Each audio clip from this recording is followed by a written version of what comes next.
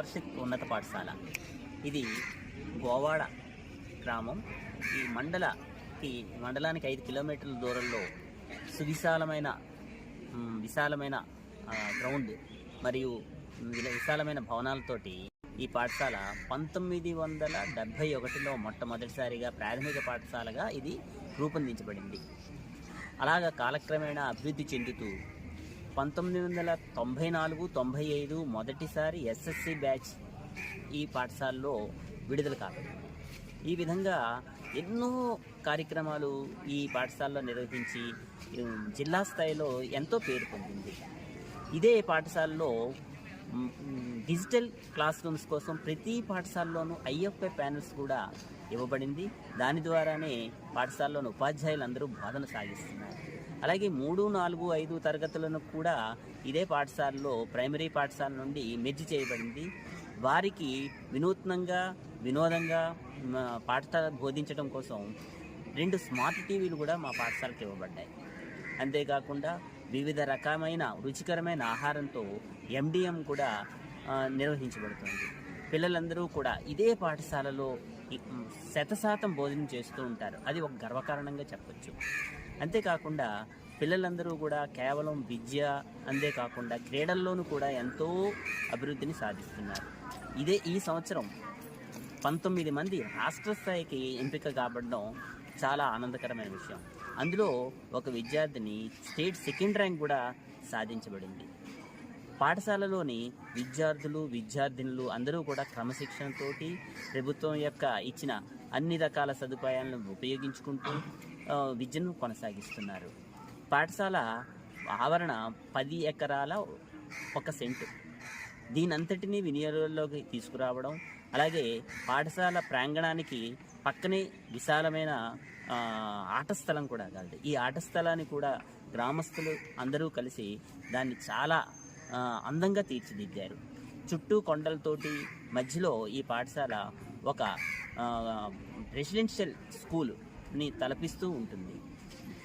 ఈ పాఠశాలకు అనుసంధానంగా 2 హాస్టల్స్ ఉన్నాయి. Boys hostel, girls hostel. అంటే ఈ పాఠశాలలో చదువుతున్న విద్యార్థినులు సగం మంది హాస్టల్ విద్యార్థులే ఉంటారు. వారు చాలా దూర ప్రాంతాల నుంచి వస్తూ ఇక్కడ వారి తల్లిదండ్రుల నుంచి దూరంగా ఉన్నామన్న బాధ లేకుండా ఎంతో ఆనందంగా తమ విద్యను కొనసాగిస్తూ ఉంటారు. గత 3 సంవత్సరాలు బట్టి పరిశీలిస్తే 10th క్లాస్ రిజల్ట్ కూడా చాలా బాగా సాధిస్తున్నాం. అందులో ప్రతి సంవత్సరము 500 మార్కులు దాటిన ప్రతి విద్యార్థిని ప్రోత్సహించడం కోసం ప్రత్యేకంగా వారి పేరు మీదనే వారి ఫోటోతో ఒక మొమెంటో కూడా తయారు చేసి వాళ్ళకి ఎన్ని సంవత్సరాలైనా జ్ఞాపకంగా ఉండేటట్టు ఇవ్వడం అన్నది ఒక ఆనవాయితీగా పెట్టుకున్నాం.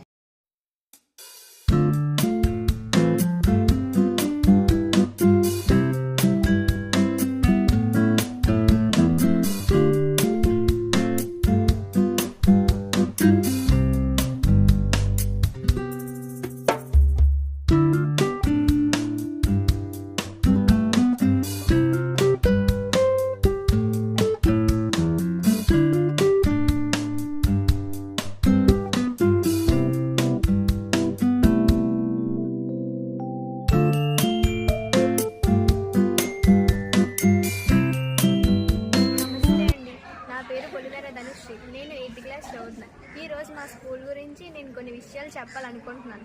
మా స్కూల్ చాలా అందంగా ఉంటుంది.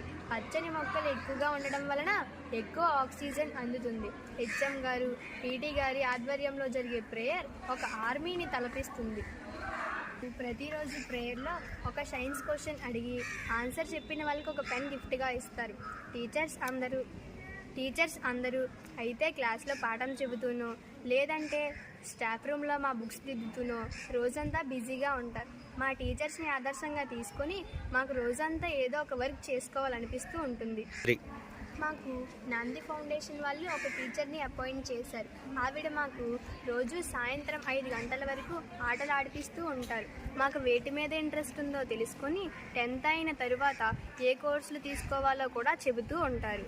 అంతేకాదు సంక్రాంతి సంబరాలకు ముందు రోజు సంక్రాంతి సెలబ్రేషన్స్ చేసుకుంటూ ఉంటాం. ఎక్కువ మంది టీచర్స్ అయితే కట్టుపంచే లాల్చీలతో వస్తారు. విద్యార్థులు చాలామంది హరిదాసు, కొమ్మదాసు వంటి వేషాలు వేసుకుంటూ ఉంటారు. విద్యార్థులు కూడా సాంప్రదాయక దుస్తులైన పంచే లాల్చీలతో వస్తారు. అలాగే ఉగాది సెలబ్రేషన్స్ కూడా మేము చాలా ఘనంగా చేసుకుంటాం. షడ్రుచులతో ఈ ఉగాది పచ్చడిని మా MDM వాళ్ళ సహాయంతో చేసుకుంటాం. మేము టాటా ట్రస్ట్ వాళ్ళు పెట్టిన టెస్టులు, సత్యసాయి ట్రస్ట్ వాళ్ళు పెట్టిన టెస్టులు బాగా వ్రాస్తాం. బోల్డ్ అని బహుమతులు కూడా పొందుతూ ఉంటాం. నిజంగా చెప్పాలంటే మా స్కూలే మాకు దేవాలయం. అందరికీ నమస్తే. నా పేరు నిహారిక. నేను 7వ తరగతి చదువుతున్నాను. ఈరోజు నేను మా స్కూల్ గురించి కొన్ని విషయాలు చెప్పబోతున్నాను. ఆదివారం తప్ప మాకే వేరే ఏ సెలవులు రాకూడదని మేము కోరుకుంటూ ఉంటాం. ఎందుకంటే మాకు ఎక్కువగా స్కూల్లో గడపాలనిపిస్తుంది. మా స్టడీ అవర్లో మేము ప్రశ్నలు అడుగుతూ ఉంటే మా టీచర్లు నేను చెప్పిన పాఠం వీళ్ళకి బాగానే అర్థమవుతుంది అని మనసులో సంతోషపడడం మేము గమనిస్తూ ఉంటాం. మాకు ఏదైనా సమస్య వస్తే దానికి కారణమైన వాళ్ళని HM గారు పిలిపిస్తారు. వాళ్ళదే పొరపాటు అని తెలిస్తే మాత్రం వాళ్ళను సాయంత్రం వరకు కూర్చోబెట్టి చదివిస్తూ ఉంటారు. హెల్త్ డిపార్ట్మెంట్ వారు మాలో 6 మందిని హెల్త్ అంబాసిడర్స్గా పెట్టారు. వారు మాకు పరిసరాలను ఎంత శుభ్రంగా ఉండాలి, ఎలా ఉంటే ఆరోగ్యంగా ఉంటాం లాంటి మీద అవేర్నెస్ కల్పిస్తూ ఉంటారు. మా స్కూల్లో maths day, science day, Hindi Diwas లాంటి స్పెషల్ డేస్ను కూడా ఘనంగా జరుపుకుంటాం. మధ్యాహ్నం నుంచి పిల్లలందరినీ ఒక చోట చేర్చి ఆ స్పెషల్ డేస్ గురించి ప్రోగ్రాం నిర్వహిస్తారు. టోటల్గా చెప్పాలంటే మా స్కూల్ విడిచిపెట్టిన మాకు ఇంటికి వెళ్ళాలనిపించదు. అండి, నా పేరు కుప్పులు గజిత్తమ్మ.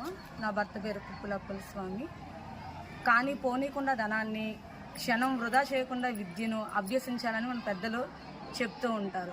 ఒక విద్యార్థి పరిపూర్ణమైన విద్యను అభ్యసించాలంటే ఆ విద్యార్థికి సువిశాలమైన ప్రాంగణం, మంచి విద్యని బోధించే ఉపాధ్యాయులు, ఆహ్లాదకరమైన వాతావరణం, తరగతి గదులు చక్కగా నిర్వహించుకోవడానికి మంచి ఈ విధమైనటువంటి భవనాలు, ఎంతో పెద్ద 500 మంది వరకు విద్యార్థులు ప్రార్థన చేసుకునే విధంగా ఉండే ఒక పెద్ద వటవృక్షం విధానంలో ఒక పెద్ద చెట్టు, చుట్టూ బిల్డింగులు, భోజనశాల ఏర్పాటు పిల్లలు భోజనాలు చేయడానికి భోజనశాల, ఈ విధమైన వాతావరణంలోని నా 2 పిల్లలు చదివించాలని ఏరుకోరి ఈ పాఠశాలలో మా 2 పిల్లల్ని జాయిన్ చేయడం జరిగింది.